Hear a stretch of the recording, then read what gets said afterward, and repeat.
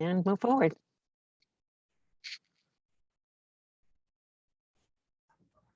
So this is, this is the launch of the, we have 3 current affinity groups. For those of you who are new to affinity groups, we'll do a little bit of the what and the why.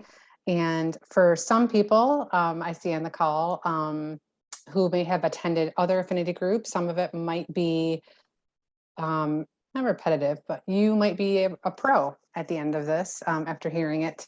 But we would love to know who's here. I see some faces that I personally don't know, and I would love to hear, if you're comfortable, unmuting yourself and introducing yourself, your name, your organization, if applicable, would be great.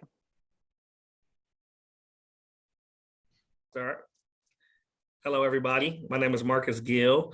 I am the new Diversity, Equity, and Inclusion Officer at the Jackson County Intermediate School District, and this is my first week. And I'm happy to be here. Oh, welcome to all of it, Marcus. That's great. Well, thank you.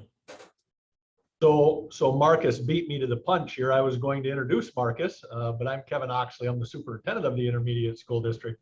And we are really pleased to have Marcus with us. He started on Monday, as I said. You know, he's getting his footing going, but you can read what we've put in our profile in terms of the kind of systems change we're working on at the Intermediate School District. And Marcus is going to continue to help facilitate that and move that work forward. So really happy to have him along with us.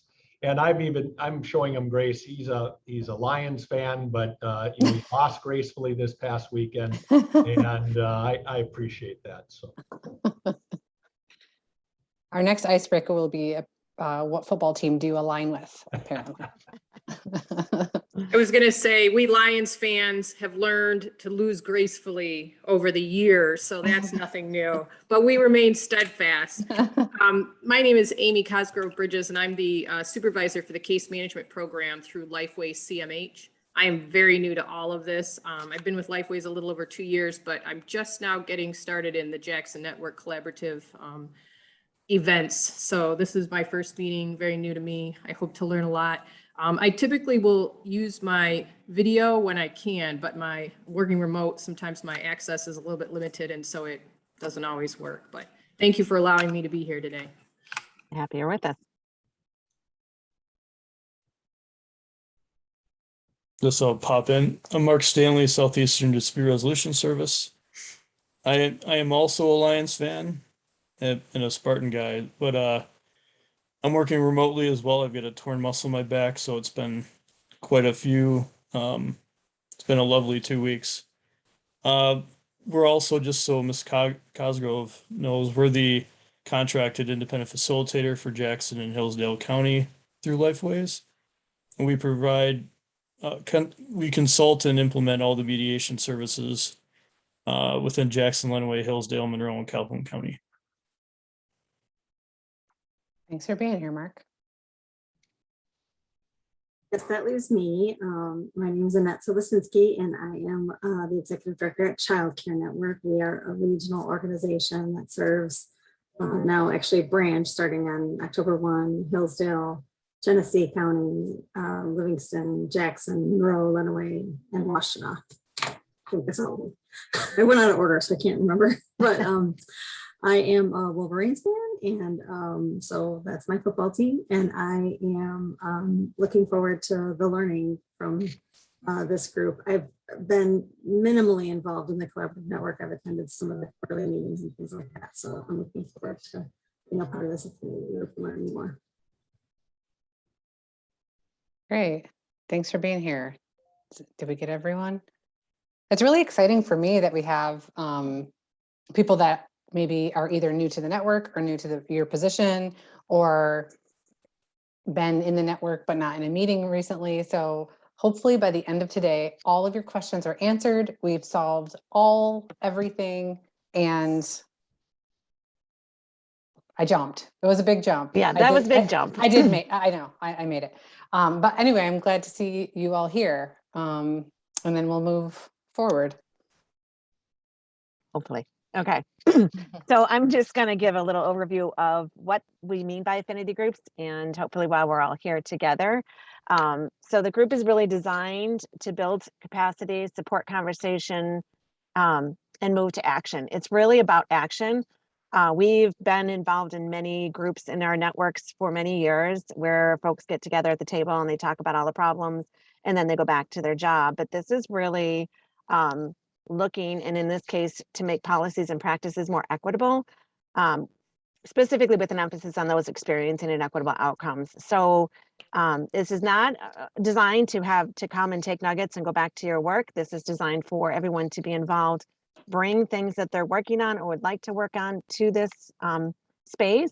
And then we will, Sarah and I can help strengthen some of the strategies and look at ways to engage community members and really getting a deeper understanding of what those barriers are for community members.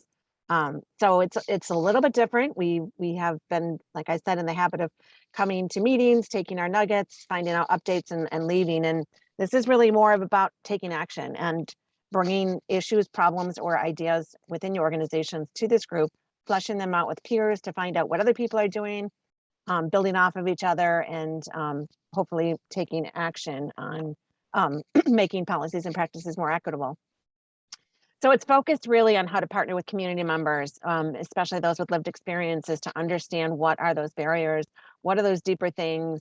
You know, so often community members will tell you that this is an issue. Well, it's transportation is an issue, and we know that that's just not the case. It's a deeper issue when we go into the 5 whys of like, well, why is transportation an issue?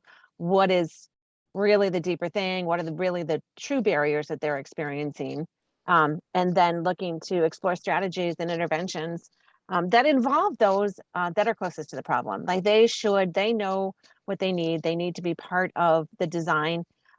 We need to build relationships, get authentic feedback from folks, and have them tell us really what are their needs and how can we assist that. So and so the groups are facilitated by Sarah and I. We're here to support, we're here to help strengthen. We will bring tools, we will help make connections. As Sarah mentioned, this is our third affinity group. So we've been in contact with lots of folks in our network. We have a little bit of an idea of what's going on in our community, a little bit. We love to learn more about it each day, but we can help make those connections. So if we know that there are folks in other organizations that are building strategies around certain things, we'll help make those connections. We'll say, hey, guess what? So-and-so is working on this, you know, make those connections. And then we have lots of technical assistance that we can provide. We have resources, ways to engage community members, ways to make your strategies more powerful, ways for implementation. We are a wealth of information and we are available. So if you're working on something and you're not quite sure, reach out to Sarah and I. We're, you know, here to support network strategies, to help align the work, to answer questions, and to help you move forward in the things that you're doing. Any questions on what the intent of the group is? There's also a piece too we'll cover a little bit later, that we hope that there's not pressure to come, even though there is an expectation that you're bringing the work you're doing to the group. There's not an expectation that like you have everything fleshed out perfectly and that you must bring a presentation with a thing and like just come with what you're doing. And we hopefully that will be evident as we move forward today and in future meetings. But I just wanted to make that clear that there's no expectation to have something perfect and fleshed out, just that you're all bringing what you're doing to the table and that together we can make everything stronger. It's messy. and we are comfortable in messy spaces, so that's all good. So what do we hope you all get from this? We hope that you are able to gain knowledge and skills to drive system action on system change. So moving from implementing programs, which are definitely necessary in circumstances, but we really want to change the systems with where we eat, play, learn, grow, things like that, to really get to the deeper root causes. As I mentioned, we're looking at enhancing partner connections, building upon ways others have succeeded, where they've had barriers, building relationships, both with community members, right? We want to elevate community power. We're not going to understand what our community members are experiencing until we have relationships, until we immerse ourselves in the community, and having conversations and being authentic in the ways that we want to interact with them. Like I said earlier, they know what they need. We have to stop and listen and then help them be part of the process. And the last is the tracking and measuring. That is, without tracking and measuring, we're not going to know if we're moving the needle on things. We can spin our wheels all we want. We can say, here's an idea, let's try this. But if we're not getting that feedback and really continue to evaluate the things that we're doing, we need to adjust as we're tracking and measuring. So, and like I said, we will help build tools or help you build tools to do that. Yeah. Sarah, you want to jump in on this? Yeah, so these are, I shouldn't assume that all of you have been part of groups before, but perhaps many of you have been part of groups. And we like the idea of, as we are gathering together regularly, as we are meeting monthly or whatever makes sense for everyone, that we hold these things true, that we all agree upon all of these things. And so we have a group norm slide here that we want to center, I guess, when we do our work together. So I'll highlight a couple of them. Pausing before responding or asking a question, allowing more time for thinking and enhanced dialogue, paraphrasing someone's thoughts and ideas. This is really something, right? It's like a non-judgmental way. So like, Amy, so I think I heard you say that you do this, right? So like there's a paraphrasing piece instead of like assuming, or maybe if you need additional questions answered.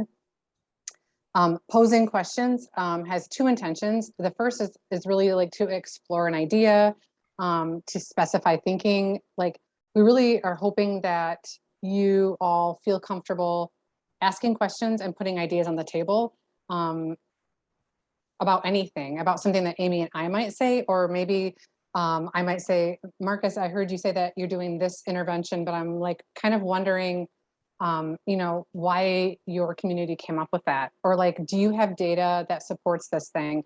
And we're hoping that this space is like a safe space to put things out there. And so Marcus might say like, Sarah, I heard you say the word root cause, and I really actually don't know what you mean by that. I'm like, oh, well, let me help you understand that. So this is a place where we want to be transparent and also okay with any ideas and questions. We want to have a group norm of providing data. As Amy said, data drives our decision making, and we want to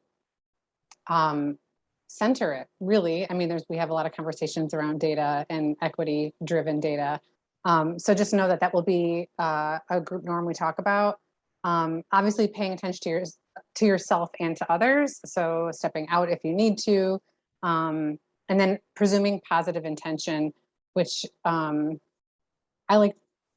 think it's a great thing professionally and personally in all areas of life, but presuming positive intent among people and then asking clarifying questions if needed.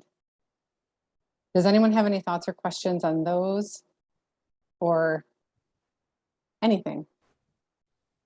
Yeah, I have a question, and this may sound really ill-informed, but so we're doing this work at Lifeways. We started in the spring, a group of us participating in a CLC, a Cultural Linguistics Competency Collaborative Work Group, and with other folks around the state. That led to a real push in the direction of DEI surveying of the agency as a whole. And so we're in the middle of a DEI investigation with a consulting firm that's doing that for us at Lifeways. But I'm just curious if there are any of my colleagues from Lifeways, because I'm not aware, that are actively participating in this affinity group or have been, that you're aware of, because I'm thinking that there could be other people present that would help me to be able to share in this experience about our agency. But alone, I'm not sure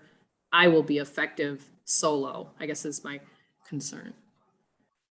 Well, that is a great question. And we talk about this every meeting because, well, first of all, I'll say this is the first meeting of our Equitable Policies of Practice Affinity Group. So you are in it right now. So no colleague has attended besides who is here today. We have different affinity groups, and all of that is public information, like if people are involved in other affinity groups. But this is it. Today is the launch. So, and we've had this happen with the launch of every affinity group, is as you're starting to understand, like, for example, Kevin is here today, and it's like great that, oh, it's going to lead right well into this. And it's great that he's here, right? But Marcus is really doing the work around this thing. And so there might be a time when Kevin is like, actually, this person over here would be really good to be in the trust affinity group. And so within an organization, we're hoping that there are many individuals that are doing different work, that are in different affinity groups that align with your work. So like, I might be doing something around building trust with young Black moms because the trust is broken in the community. And my colleague, Amy, might be working on something around trying to make service systems easier to navigate. We might be with the same agency, but our work is different. And so we might be in different affinity groups, contributing as an individual. So I would say, like, Mark, what strategies are you doing? And he might say, oh, I have some, but also maybe my colleague Jim could be better. Anyway, as an example. And also we will be meeting again and having, there are also in between things that we can do. You don't have to wait a month to like connect with us. If you would, and we're really trusting and counting on you all when you see a gap, like, oh my gosh, this is really good work, all of us together. I think we're missing X, Y, and Z at the table. Did I miss anything, Amy? No, I think it was great. Ideally, in an ideal world, each organization would be addressing all of these root causes. So these are the 14 barriers that, from a system scan that we did throughout our community many years ago, every organization, no matter what sector you were working in, we're really realizing that the deeper root causes, the barriers that people were not experiencing, were not about health or finance, or these 14 root causes were, it boiled down to, these are really the issues. So in an ideal world, like Sarah mentioned, each organization should be addressing these in some facet within your organization. So you might have a community outreach specialist that's really trying to listen to community members and build trust. You also might have a board member or an executive within your organization that is like, we've got inequitable policies within our organization, so they might be better fit for that group. So and then you might have like a worker at DHHS that is really about, like, our forms are too complicated and they need to be easier. That person would join that affinity group. So right now, as Sarah mentioned, we have 3, but and they will shift as we move the work, as we solve all the world's problems. we will shift. There will be community priorities that will rise up, and we will bring folks around those issues and those deeper root causes to kind of move forward on that. So does that answer your question? It does. That was very helpful. Thank you Okay. for that. That helps Yeah. fill in some gaps that I have as it relates to, the work that's being done, all the work that's being done, because yeah, there is a lot of it and it extends in all different directions and shapes and things. So We're yes. excited to hear about that. We hope to learn more about it too. So rally the troops and have them come along and share your learnings and your barriers and your successes. We're excited.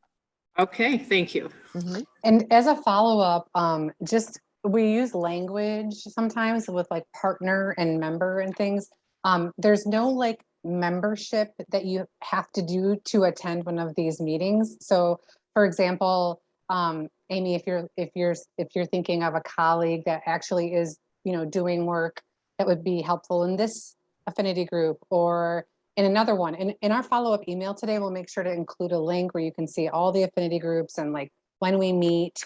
There's also a YouTube channel that we have with all the previous recordings, if you so desire to go back and watch what we've already covered. But if you don't have to be like certified network member, whatever, it's not even a thing. Anyone is welcome, and we hope that a lot of people come. We hope we have a lot of attendance. We love diverse voices. We feel like that's essential to the work we're doing. And there's no like entry process before attending one of these. I mean, we know that the community is doing amazing work around this, but we don't have all the details. And that's kind of the intent of the collaborative network, right? So people are siloed work in their organizations. They're making great progress. They're actually understanding some of these deeper problems. But until we kind of gather in a space where we can share that and move the needle on some of this, we don't know if we're progressing as a community. We don't know if we're making a difference. We might within our organization, but as a collective impact model, we want to make sure that we're kind of coming together and building on each other and really getting strong strategies to not just talk about it. We're actually hoping to do things, and it'll only help the more folks we get involved. So, does anyone have any other questions or thoughts around the root cause bubbles? We call them very fancy bubbles. But this is how we align all of our work, you know, and the network used to be sector-based structured, right? Like health here and financial stability network. And while those groups did good work together, restructuring things and meeting around root causes, regardless of sector, really helps people, we're hoping, right, move the needle in a big way. It's like messy and tough, but if different sectors are working on the same root cause, aligning it that way, we feel will have a bigger impact on the big, huge issues that we see here. and I don't think we have a slide about it, but I do think we sent it out when we did our reminder emails. So and the network has partner profiles, and when you build your partner profile, it's a very simple profile that just says, and you will probably have multiple per organization, as we just kind of talked about. Yeah. So depending on what you're working on within your organization, you would put in your name, and then a little bit about the system change work that you're doing. We're really trying to change our organization by making it easier for people to navigate services. And then you would choose one of these 14 or 2 or 3 root causes that really you feel like is what you're kind of hitting on. 2 reasons for the partner profiles. One, we can get on there and see what everyone else is working on and connect with those folks without having, you know, the interactions with Sarah and I.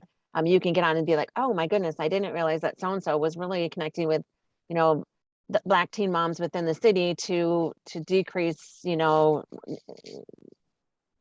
teen pregnancy. And so someone else might be like, well, we're working on this. So it's a way to find out what folks are doing and make those connections. It's also a way for Sarah and I to know where's the momentum in the community already happening.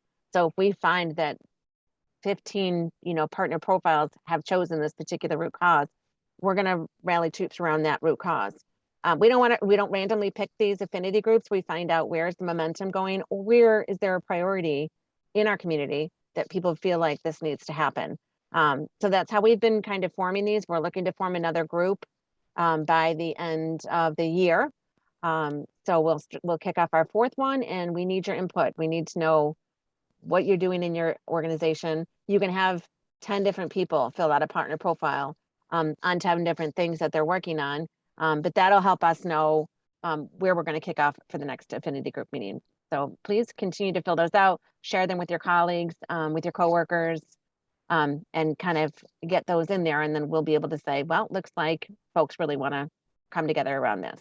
So I put a link in the chat, both to, and we'll include this in your email as well, but there's a way you can see all of the work that's done. I know that Mark has completed, and I think maybe Kevin too, has completed their partner profile, and it's just a name and email and a little bit about what the work you're doing in the community. And then choosing 1 to 4 or root causes that maybe your work aligns with. So I put in the chat a link to, you can browse to see what other people are doing, how other people have entered their, we haven't really like, it's essentially member driven, how they put things in there. So they choose how they want to say they're doing their work.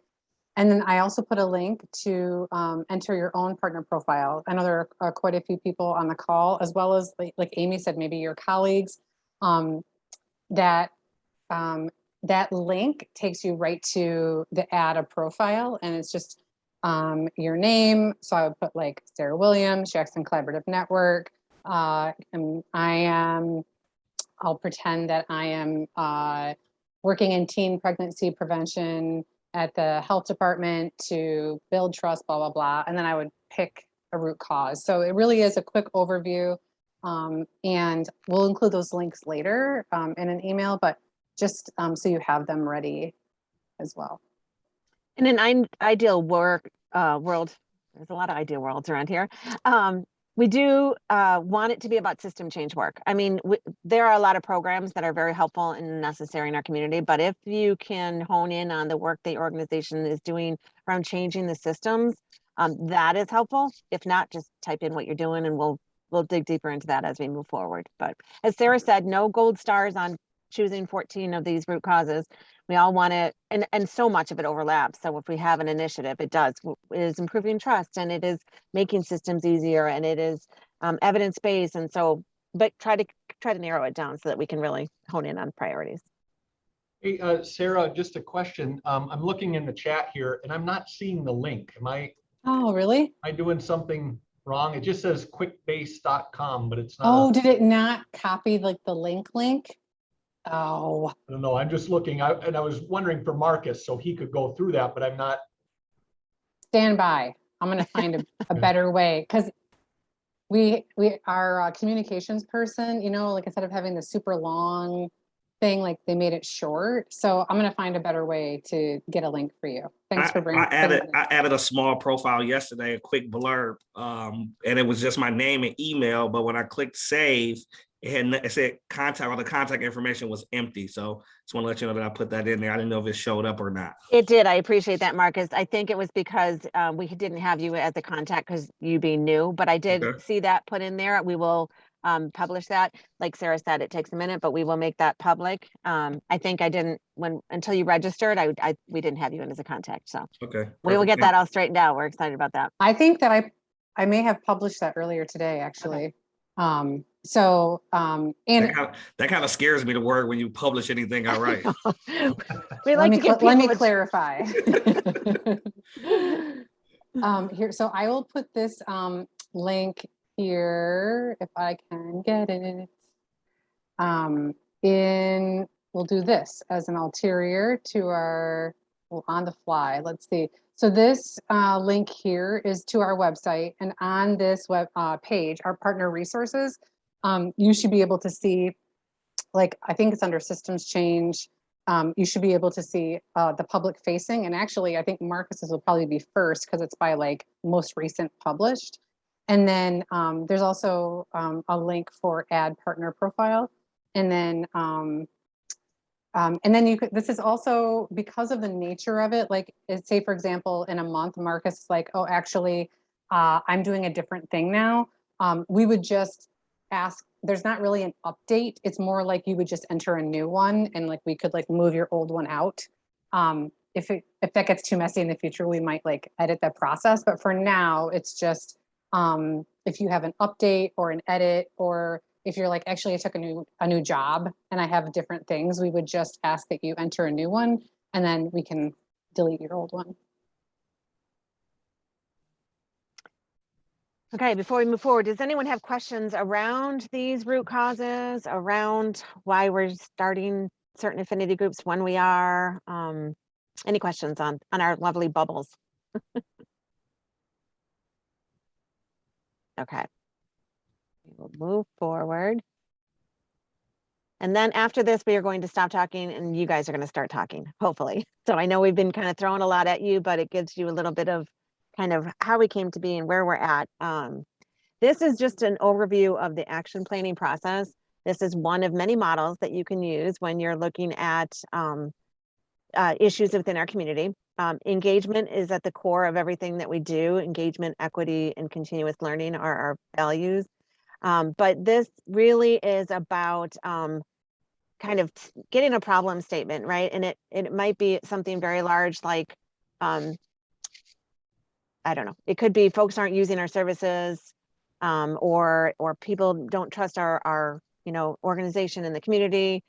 And this is kind of the process that we typically go through. So it starts with data. Well, how do you know that folks aren't using your organization? Well, it's because when we look at demographics, we're finding this. So de-identify or disaggregate that data. What you really want to do, or what we often want to do, is kind of dig into a particular population. So if you've got, data that I'm like at a loss of words here, but if you've got data that says, Black women aren't entering care, or women aren't getting the prenatal care that they need. Well, which women? White women, Black women? Well, it's primarily Black women aren't getting prenatal care. Well, Black women of what age? Like, we really dig down into the deep things. So then you find out that it's young Black women that live in the city that aren't getting inadequate prenatal care, things like that. So we really, and we can assist you in every step, but you've got a statement, then you disaggregate that data to find out really what your target population is, and then digging into the understanding the root causes. We also have a lot of learning convenings around these that get deeper into it, but really understanding what those barriers are, going out, reaching out to women in that demographic, finding out what it is, building relationships with them. Because if you first say, why aren't you getting prenatal care? They're going to say, because that transportation was a problem. Well, it's probably more than that. There are probably potentially historic racial issues, lack of trust issues, things that they've experienced in their life that prevents them from doing that. So that is really kind of getting to those, really understanding what their barriers are and what they're encountering. And then designing powerful strategies. Like, can you build a strategy or an intervention that addresses multiple root causes? So if you understand that there's lack of trust, plus it's really difficult to understand the paperwork to get into the OB-GYN, and I don't have, and I don't, I don't know, so if you can build a strategy that addresses multiple root causes, that's obviously key. And then what are the measures? How are we going to know if we're making a difference? How are we going to track and measure that progress? And then implementing the strategies. We always go back to the center, go back to engagements. If we come up with a strategy and we don't run that by those that are closest to the problem, there's no point in implementing that until you know if it's effective. So having community members co-design some of your strategies is really, really important. And then taking it back and adjusting it. If we try something and we bring it to them and they kind of laugh at us and be like, no, that's not what I was saying, and that's not what I need. Like, having the humility to then adjust what you're doing, and then tracking it, reporting it, and then potentially it starts over, because if that intervention doesn't work, you go back to the data. So a little bit of an overview. Is there anything to add to? No, this is great. And like Amy said, like, we did a whole learning convening around this and like different steps. And you don't have to memorize this. We have lots of tools if you do want more information. Like, if you're meeting with work groups and this would be helpful to you, we have like different worksheets that help teams walk through the steps. But this is really kind of always in our head. So when you come together, when we meet together in the affinity group, and everyone is bringing strategies together, this is kind of what we have in our mind always when we're thinking about things. And if Annette was to say, oh, we are doing this strategy, and I might say, okay, well, like, why did you pick that one? And maybe Annette's like, oh, well, because it's been in, like, we just have been doing it, for 40 years. And so, like, that's the smart thing to do. We might say, oh, okay, well, have you checked with the community on, like, is that meeting the need? Or do you have data to show? So, like, all of our questions and all of our wonderings tend to be around this model, because like Amy said, engaging those closest to the problem, really valuing their voice, and then, not that it's always a circle, an easy, smooth circle, but this is the framework that we use when we do our work together. So this is why we're pummeling you with questions. No, we really won't. We don't scrutinize it, but we do try to help, because a lot of times people have built interventions. They say, well, we extended our hours of operation because that's what the community needed, and that's why they weren't using us. And we'll kind of get into well, how do you know it was about hours? And then once they dig deeper and they talk to individuals and they engage community voices, they realize it had nothing to do with the hours of the operation. It had to do with it. People don't trust that organization to best serve them. So, or that there's been historic, like, inequitable policies that have prevented certain populations from using them. So then it just gets brushed off. There are mindsets in the community. It's usually so much more than well, we're gonna open our hours longer and that will solve everything, so. Okay. So this is where we will slow down and hopefully hear a little bit more about what you're doing in your organizations. Again, you may not have anything yet. Maybe you just have your problem statement, which is completely fine. Or you may have tried interventions, or you may have looked at or changed. Maybe you had a policy that you realized was a barrier for people, and you made adjustments to that. We're going to try with what's called a Padlet, if I can get this to share. But we don't want this to prevent us from interacting. Feel free to unmute, feel free to share in the chat, or on this platform. Sarah, did you put it in the chat? Sorry, I should have asked. I did. Yeah. So this is a Padlet.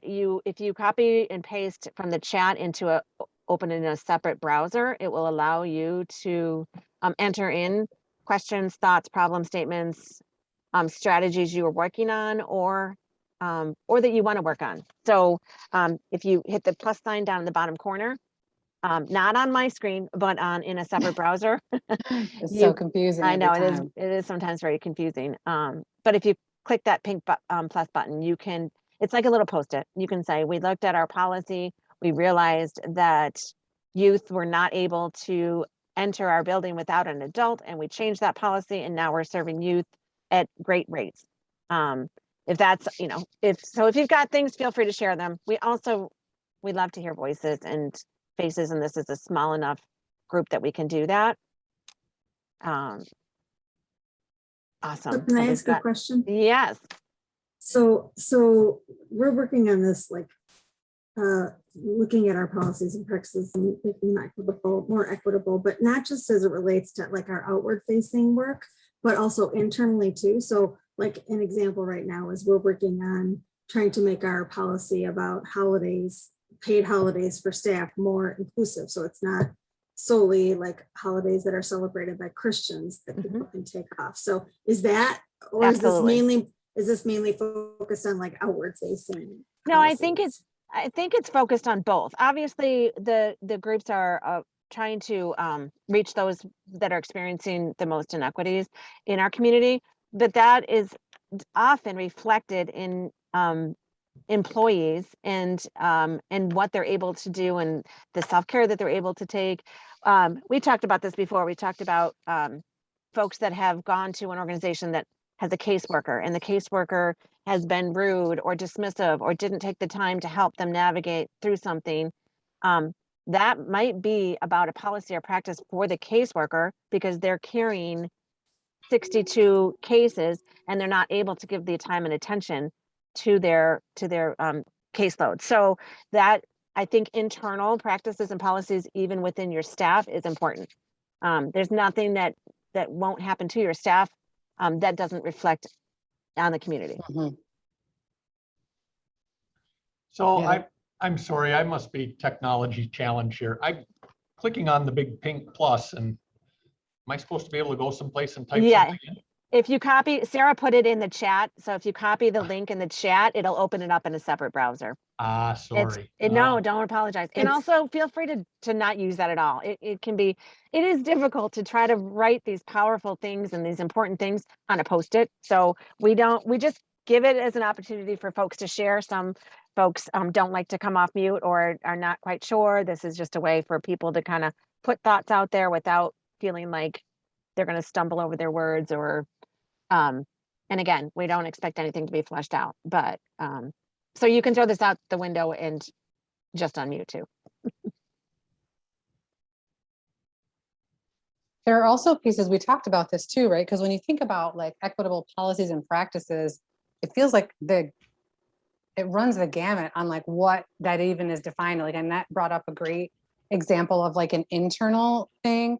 And also I feel like Amy's example around, there are a lot of outcomes that happen in the population of people that if you dig deep into it, right, it is because of an equitable policy and practice. And so I feel like the strategies which are listed here are a lot of them are internal related, which I think is great, because when I think like even Jackson Collaborative Network, when I think about equitable policies and practices, I immediately go to what do we have internally that are blah, blah, blah, right? And I would imagine that like Kevin, especially as like a decision maker and like a, you know, at this leader level, that would be the lens, which would make sense. And then when I think about like Amy's example of there are people that are not getting, I'll use like the foster care system, or, you know, like a child welfare system, that people are not getting adequate care, or maybe their needs aren't being met. And if we like drill down, it's because, I mean, even if I know we use transportation as not a thing, but like when you think about maybe there's like a rule in place that says the buses actually like can't run after 5 p.m. And because of that, it's actually like disproportionately affecting low-income people because they have night and weekend jobs. Or I feels like there's the examples that this could address, right, are really kind of all over the place, which is by design, because hopefully your ideas for how to solve all of these things kind of help each other, and together we can think about like, oh, well, that's interesting. Like, what challenges have you had with that? Or what is the reason? So someone wrote, they hired a consulting firm to complete a DEI assessment of policies and practices for direction on addressing edits and updates. So I'm like, wow, that is incredible. Like, what led to that, right? Like, what was like, that's a good idea. Like, why, what happened? What thing emerged, right? And so those are the questions and the wonderings behind some of the strategies that we see. Is there anyone that would like to, I see people are still typing too, which is great. Is there anyone that wants to share or have thoughts they want to flush out? Or I'll just share some of our work that we've been trying to do. It's probably 2 years ago now. I don't know about all of you, but the pandemic seems to make me skip a year. Sometimes Always. We lost one. I say I did that last year, and people go, no, you did that 2 years ago. Oh, okay. Well, but we did an equity audit, and the nonprofit network came in and looked at all of our board policies, procedures, our student handbooks, our staff handbooks, our job descriptions. And wow, was that eye-opening. You know, it took them almost a full year to go through. First of all, we have a lot of that stuff, so it took a while to get through it. But you know, there were so many simple things that we went, oh yeah, you know, why do we say it like that? Why do we do it like that? So we've just been working through that because everything we do has to go through the board and it has to be approved, and you know, it takes a while. But so that's an ongoing process that we're working through. The other thing that we have done is really taken a look at our hiring practices, and Marcus is going to work more on this now that he's in our HR department. But are we just using procedures to hire people that we use forever? And there are just natural barriers to even how we post jobs. We're just excluding people from even throwing their name in the hat. So we've really been trying to look at that. Student recruitment, especially at the Career Center. You know, do we just have some things going on that, you know, a student will take a look at that and say, I'm not going there, without really knowing it. So we're going to be working a lot on that. And then professional development for our staff, just cultural proficiency awareness, making sure we're not doing things that, you know, just create problems, or helping staff realize that you kind of want to do that for yourself and your own ease. But if we're a service agency, look at it from the perspective of the parent who's saying, well, that might make it easier on you, but it isn't making it easier on myself and my kids. So those are probably the biggest areas we're focusing in on right now. And I know Marcus is going to be a part of some implicit bias training we're doing in October with our staff. And we're just trying to open our eyes a little bit, maybe do things with purpose instead of because we've done it that way for a long time. It's amazing. It's great stuff. And it's so interesting because, I mean, in so many of our other affinity groups, one really about trust or one about navigating, there's the same issues have come up with them. With like employment and how that is a barrier. And there's mindsets in our community about don't bother to apply for A, B, and C job at this company because they don't take Black or brown folks, or they don't, and because in your hiring practices, there's terminology or, restrictions around that prohibit folks from, so it's just, I love the work that you're doing. Encourage you to keep hearing from people and building those relationships so that you're getting authentically what those mindsets are. Because that is, we sit at our tables and assume that this is what the problem is. And until you hear from the parents, like it sounds like you're doing, that, okay, I get that you did that, but that's not, that's a barrier for us. It's excellent stuff. The other thing that, and I would hope we always do this because it's the right thing to do. But, the other reality out there is there are great economic reasons for us doing this. I've got tons of positions I can't fill. Mm-hmm. And if I'm not attracting a full candidate pool, what am I doing? I can't fill the position, but I've got barriers out there to people actually applying. That just runs against common sense. So yeah, no, it's true. And It's yeah, so interesting too, like Amy was saying, how of course all of our heavy root cause messy groups are all similar, the same kind of things pop up, but the things you're describing, Kevin, too, and frankly, we've been talking about this at the network, and it takes, we are like a group of middle-class white women who are doing this work, and we have said the same thing around, can we have a lens of equity, and who is defining that? And like, maybe there should be other people that are defining it, and always coming at it from a lens of, this is how we've done things for X amount of time, and this is the result it has produced. And I would say that Amy and I are great workers, but we are not representative of the entire community, right? So like, they're like holding both of those things. And then also really valuing. So to your point of like, if you have these positions that you can't fill, and also there are barriers to employment, I love that you're talking about, well, what needs to be different then? Because it's not just about like filling it with bodies, right? It's like with qualified people who really, like, we want them to be a part of our team, and like their voice and value is needed. And so like, how do we do things differently to get them, and it's messy. I love that you're having that conversation. That's kind of what my agency has run into over the last year and a half. Is in 2020, my entire systems delivery method changed, right? In 2 months. We went from completely in-person mediations in a 4-county area to, at the end of February, every case that we're doing was remote.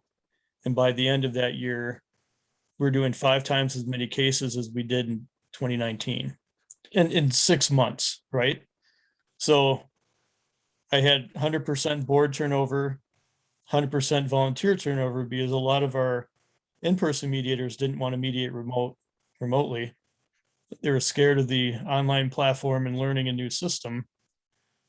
And so your recruitment method completely changed. So I'm basically reliant on law students who are getting credit for working for me, young attorneys, and maybe 5 to 7 long-term volunteers that got retrained and learned how to do it. But I've got volunteers from 5 different states, 8 different counties, and 3 countries. So we're kind of going in reverse now, that we're doing like a individual development inventory on the agency. And at the state level, we did a survey of all the volunteer mediators in the state and looked at, we're 90% white, 68% women over 60. So obviously there's a representation issue. And we've been looking at, our asset mapping of our new board members. And I have, I have Asian women on my board. I've got Black men on my board, Black women on my board, but not a lot of local representatives and local people. So we're trying to get back to recruiting local bodies, not only for volunteering and education purposes, but for really community-based service delivery. Because my model is anybody can help us out from wherever, but at some point we're going to have boots on the ground and get back to meeting people at schools, at churches, doing community presentations at the library. So it's really trying to be as representative and creating a hybrid model that allows us to meet our caseload as it is, but then do a better job of educating and promoting this locally. Mark, I apologize. I do have to meet one of my international students in about 5 minutes. No worries. Thanks. Mark, your comments about representation so parallel, I should say, our issue at the intermediate school district. And we are supposed to represent the entire community, but we don't look like or understand the cultural backgrounds and values of the entire community, and it's a challenge. I'm hoping that with me being here is a start to us being representative, and I want to help our district become more representative. Of course, I put in the chat, I put in the profile about working on implicit bias, but I will be actually working on all of those things that Kevin talked about. So I'm definitely excited about that. But what made me most excited is when we first got on here, that Amy and Sarah said that you guys are here for support. And I love that. So I can, bring what we're working on, being a part of this group, being able to bring that to this group, and not only have the support, but being challenged about how we're thinking about things also. And, even more, be able to even more dive deeply into it. So that is great. And I definitely will be bringing all of that work here. Yeah, and we're not afraid of tough conversations, Marcus. We will call things out. We hear things and we will challenge people, because when folks say, well, we've got Black and brown folks on our board, I'm like, but do they have an authentic voice? Are they showing up with their true selves? Can they speak in a language that is comfortable for the board? We have the conversations. We're not afraid to say, when you're recruiting folks, where are you posting your jobs? Are you posting them on all white platforms? So we will dig into more difficult things. We will probably, not understand things fully, but we will continue to try to learn and grow with folks. But yeah, we're excited to kind of have those conversations and help support however we can. Great, thank you. Mm-hmm. And we're also not afraid to be where we are, because the truth is that I love that this conversation is truthful. Here's where we are, and it's not exactly where we'd like to be. And there's also an ownness that we've talked about, and Amy and I talk about in every opportunity we can, of I bring a lens and a skill set and a thing, but it is different than everyone else's. And also very aware that my experience and my everything is unique and different. Where was I? We were talking, I think we were at a collaborative or a collective impact forum, and they were talking about the value of voices and how no one person can represent a community, right? Yes, we need representation, but also as we're thinking about diversity, like Amy said, let's make sure also that the voices we're hearing from, and that we're not obviously tokenizing them, but also that they are valued, and that the people who are in the decision-making areas are actually at a place where they know the work cannot be done without them at the table. Absolutely. And you can listen and put some things that you're hearing into action. And I think that's important. That's why initially I'm here to listen. I'm not here to do a lot of talking. That's why I want to listen. I like to seek to understand first before being understood. Great philosophy. That's and good.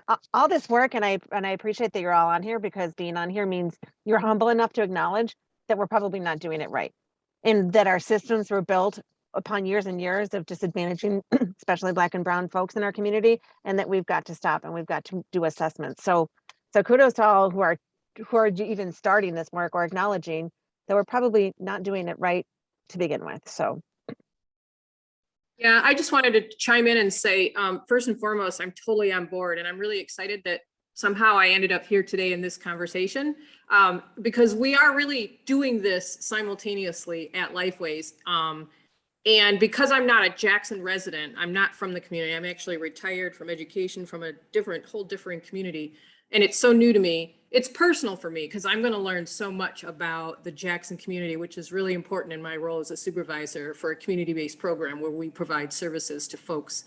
So I'm really, really excited. I am going to go back though and recruit someone, maybe a couple different folks from Lifeways who are doing this work with me on these other collaborative initiatives there, and try to see if they will join me in this because I think together at my groups at Lifeways, we have the representation of multi-faceted domains across, the agency. So we all have kind of our little piece of the world that we share and then work together to enhance the work that we're doing in totality. And I think that I need some of those folks coming here with me to help me represent really what's happening back there so that we can be, the work we do can be rewarding in terms of my participation and the work that we could enhance our work at Lifeway. So that's kind of my goal. Having said that, I do need to jump off early as well. I've got a 2:00 appointment that somebody dropped in my calendar at like 1:45. So there must be some kind of urgent matter happening that needs my attention. So,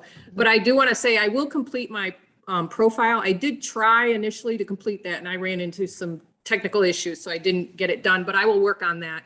And then I Awesome. plan to be at the next meeting. That's So thank you fantastic. for letting me, join you all. Yeah, we appreciate you being here, and yeah, the more the merrier. I think every perspective we get at these meetings is going to be helpful. So we appreciate And it. Amy, if you continue to have trouble, we are happy to also like walk you through it. Like, Okay, thank you, separately. Sarah. Yeah, Yep. don't feel like we're happy to do that. If you're like, I tried, I can't do it, let's get on a call. Like, happy to do Okay, that. I will do that. Absolutely. Thank you very much. Thank Of you. course. All right, take care, everyone. Thanks, Thank you you. too. Maybe we have an inequitable policy around the entering your partner profiles that we need to consider. Maybe technology is actually a barrier for folks to share the work that they're doing. Well, this is great. This is. Do we want to Is get it- back to some of the Kevin, you're on mute. Oh, Kevin was just going on and I had no idea. you were talking I'm over? sorry. Oh, good. I just appreciate getting Marcus a chance to meet you, and he'll probably be the main contact for our organization in this work moving forward. But he's excited to get about the work, and we got plenty of it to do, so he's not going to be bored. Nope. Well, that's great. And we Exciting. really do hope, I mean, it's obviously it's great. It's great to have like fresh eyes, right? Like there's always like a benefit to having like fresh eyes come in and as Marcus said, like listen, gather all the data, then react appropriately. But I think really our intent with these, right? Like if we have people attend and then like Amy's going to recruit people that are like not more appropriate, but like helpful to this group. And then if we continue to get more people, having everyone together, right? Like I can't imagine that that's like not going to lead to being able to benefit from each other. And then Marcus is going to say, oh my gosh, you're doing implicit bias over there. Like, oh, did you have a good luck with this thing? Oh, you didn't. Oh, like, so to me, the connection, and that's the collective impact work, is that we think that together, like this work can go farther, right? Like don't not waste your time, but like if you're looking for a thing and someone's like, oh, hey, Marcus, you're new, you should know that, blah, blah, and blah. Like, anyway, that's why I'm thrilled that you all are here, and I look forward to like seeing how the groups can grow too. Absolutely. I'm sure Marcus will have suggestions of people who perhaps he will want to bring. They need to be in Jackson County though, right? Correct? I think it's like it's like Jackson community area. We definitely have people, right? Because there's like a Jackson Hillsdale-ish. It definitely is like the work that's happening in the community. So when you're like, we're pulling data, we can show that Jackson is doing XYZ. So not like exact, but kind of for like the Jackson work. Is that right, Amy?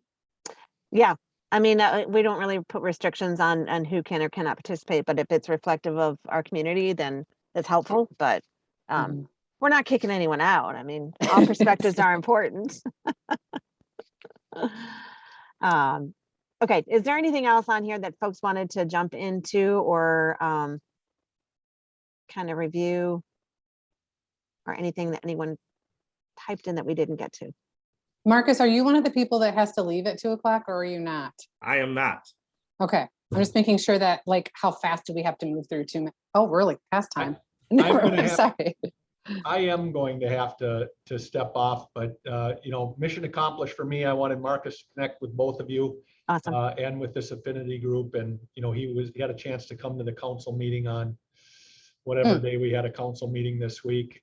So I'm just trying to make sure he gets the names and contact information of people around the community as he starts his job. Great. Awesome. All right. Thank you Well, both. Thank you, ladies. Yeah, thank you, Kevin. We'll see ya. This is funny. Like we're like here, and then Right. and then Marcus, this is gonna be us for the rest That's of all the right. time. The reason I asked about does it have to be Jackson County is because I'm from Albion and I have a huge Albion College connection. That's where I've been the last 10 years, pretty much. Okay. So I know people that, possibly could be beneficial to this group, but, I'm just familiarizing myself with the actual Jackson County. And this is a start right here, but. Yeah, for sure. Yeah, I don't really know. I mean, we've never really been asked that question. Oh, there goes my lights. Well, I think, yeah, it really is this piece around, and I think that it's hard. You're coming to your job as you're human, right? Like I always say this, like I'm from Lansing and I do this work in Jackson. And so it's impossible for me to remove a Lansing lens. And so when we say this all the time, I'm like, oh, I know someone who's like doing a thing. So to me, there's a piece of like, if there's a specific like task or gap or something, and an exact thing Right, that could help. right. I feel like that's different than like bringing in all of Albion to Right. help with a thing. But you are yourself, and you also come with all of the Albion College knowledge and history and connections. So like, you can't separate that from you, so Right. I don't know. Well, I don't right know if now that helps. I'll just be here and bring what I can to the table. Excellent. That's great.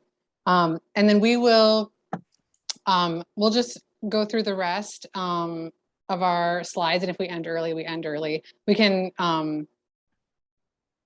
make sure that I guess you understand enough sufficiently for week one, day one. No, week two, wherever you're on.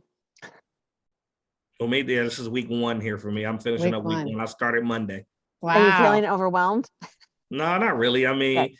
I signed up for this. And this is what I do: meet people, talk to people, and really diving into these issues is what I really want to do. The whole being a part of HR is different, and learning all of the legal stuff and the HR stuff. But I'm excited about it. I mean, my degrees are in education. I'm a lifelong learner, so I love it.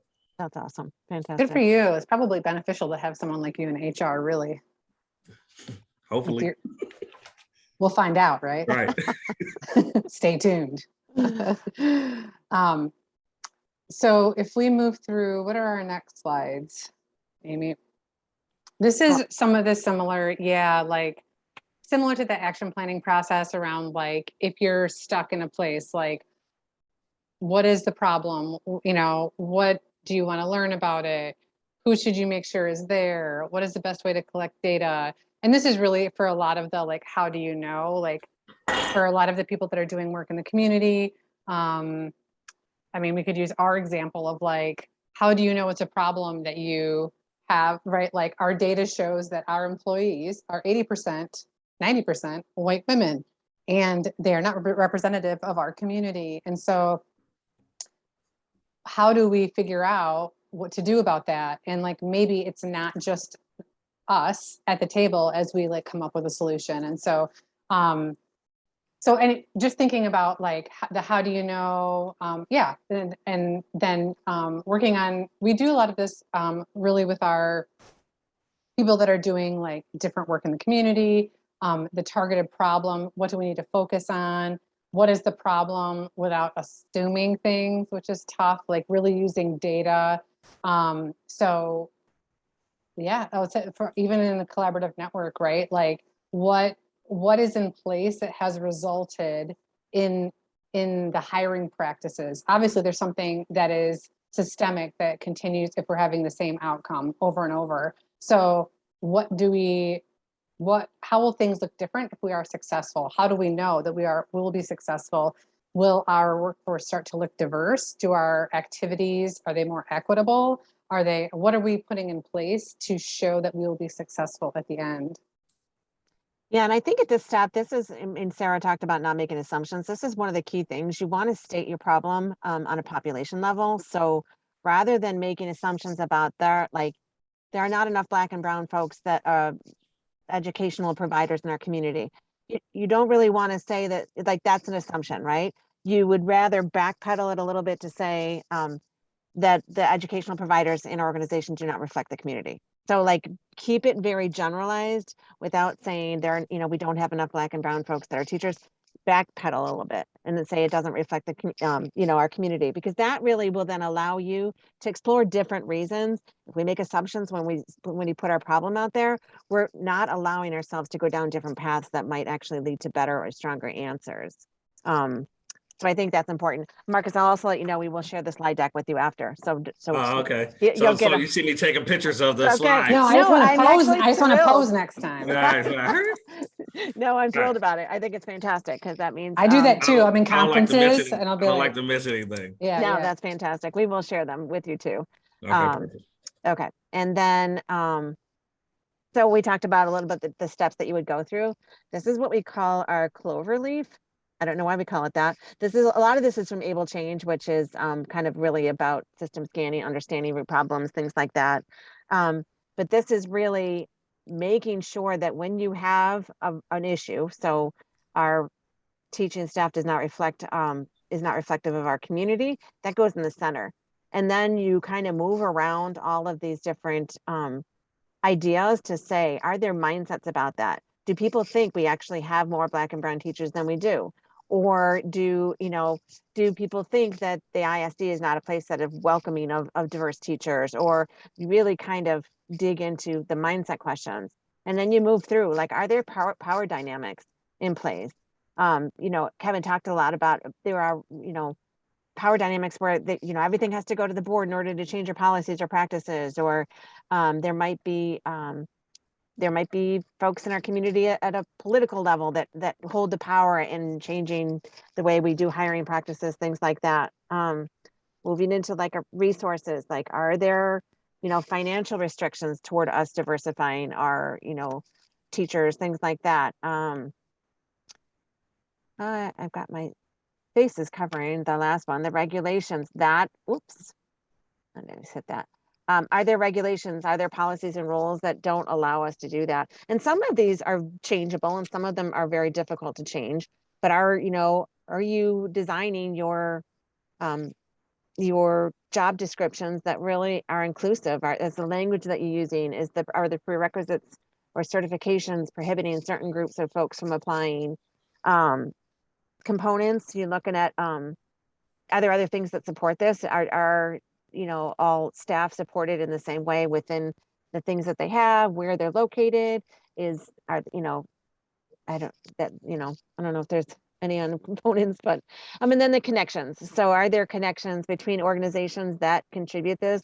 Is it the fact that, trying to come up with examples on the cuff, but or do they have appropriate referrals? So if you've got, some of the schools that are the pathway schools or alternative schools, are they actually making referrals? Are they connecting folks? Do they have resources between and amongst agencies that support it? And this this cloverleaf, I feel like we use it. To look at it feels a little hefty, but if there's it really is intended to parcel out, like, what should we do about this issue? What is happening? Like, what is our thing that we're all rallying around?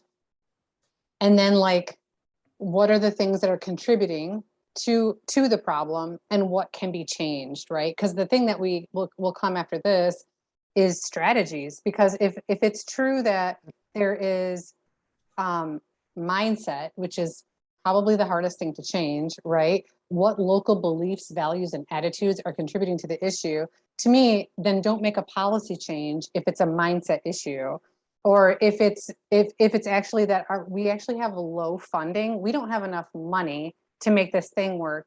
Then to me, like, then don't try and change a policy. Really, this is just a resource to help people understand, and likely there's more than one contributing factor to issues, but it's also like, where will our efforts and energy be best spent? Maybe it is like going before the board, maybe actually around the power question, maybe the board holds the power and they actually could help change a policy. Maybe we need to, start here and it'll trickle down. But this really is for people that are having a tough time, like understanding all the contributing factors that go into a root cause or a big issue.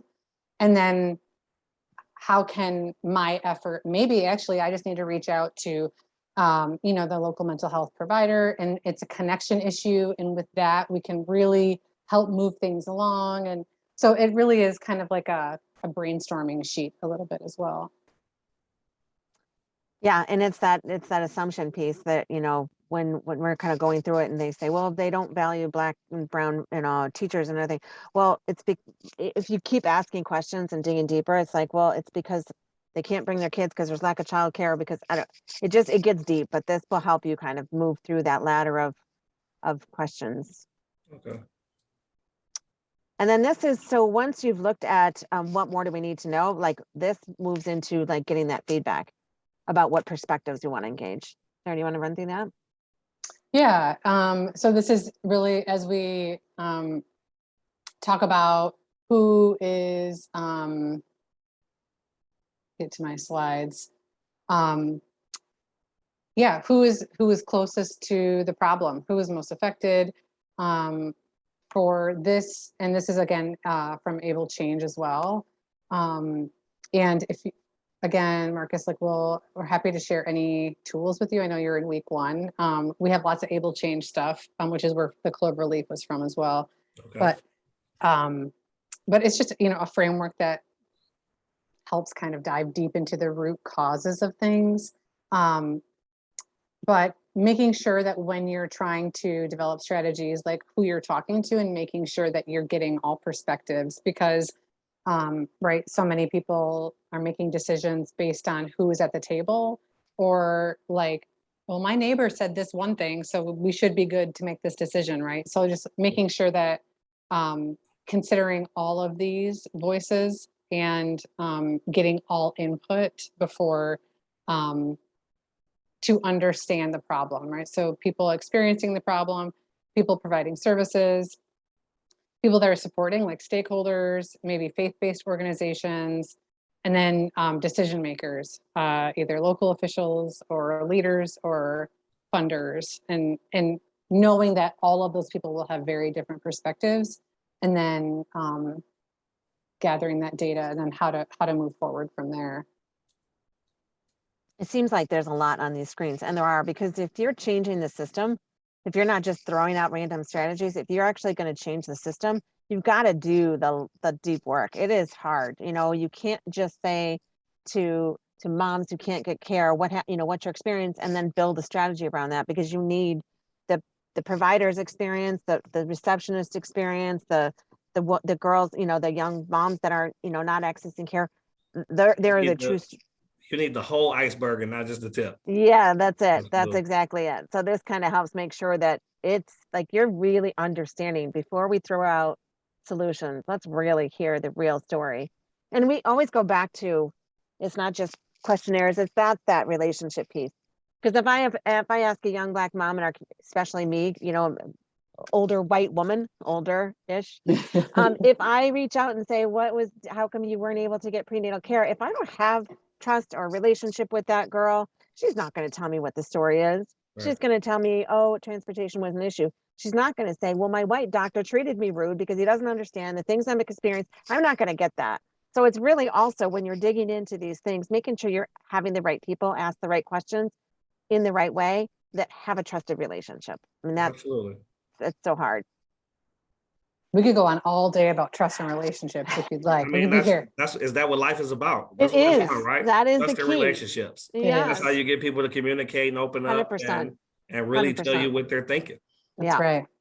And also trust between people, right? Because like if you and I have a trusting relationship and you say, hey, I'm going to do this thing, I'm going to believe you, right? Right. And then same likewise, right? So and that I believe that you are operating with good intent and that together we're going to make a bigger change than individually. And so we do operate that, and we could go on all day about relationships, really.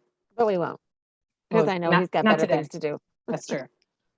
And then here's just a quick methods to collect the data to make sure you're hearing from all people, conversations, surveys, observation, impact assessments, existing data sources. And this is really intended for people who are wondering, like, well, I don't know if I have heard community voice. How would I know? You know, and so this is really a place where, like, here are very specific examples of ways that you could collect information, and remembering that it's not just surveys, because it's very easy it's easy for me to get on and create a survey monkey, throw it out, and look, that might not actually be all the data, right? So like acknowledging that there are different ways to collect data, and that if you're looking for an actual representation, that it should not just be, a survey monkey, call it good. No, and survey monkeys, if they're like, well, we're wondering why Black and brown folks don't use my organization, and those folks don't trust other organization, they're off the grid.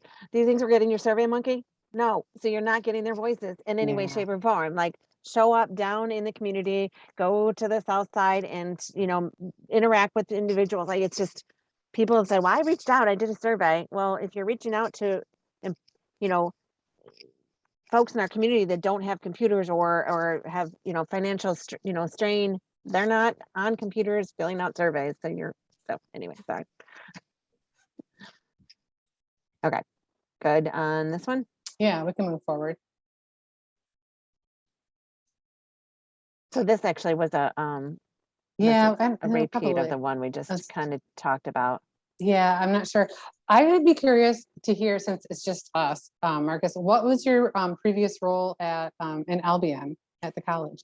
I was a senior associate director of admission and the multicultural coordinator. So it was my job to diversify our campus. So when I started there, I talked about this in my presentation for this job.